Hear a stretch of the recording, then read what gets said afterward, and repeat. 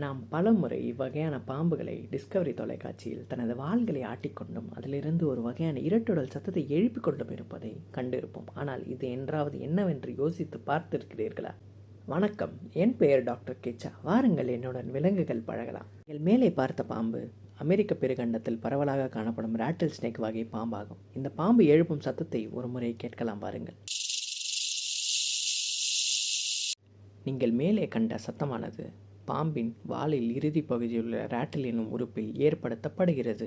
நீங்கள் மேலே காணும் இந்த ராட்டில் என்னும் உறுப்பானது பல கெரட்டின் தோல் கட்டமைப்பில் ஆன ஒரு உறுப்பாகும். இந்த கெரட்டின் கட்டமைப்பு ஒன்றுக்கு மேல் ஒன்று வேகமாக உரசும் பொழுது தான் இந்த ஒலி எழுப்பப்படுகிறது.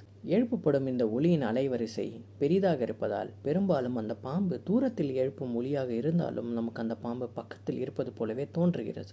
இதனால் அந்த பாம்பு தூரமாக இருந்தாலும் நமக்கு பக்கத்தில் இருப்பது போலவே ஒரு பிரமையை ஏற்படுத்தி நமக்கு ஒரு அச்சுறுத்தலை தந்து நம்மை விலகி செல்ல செய்கிறது.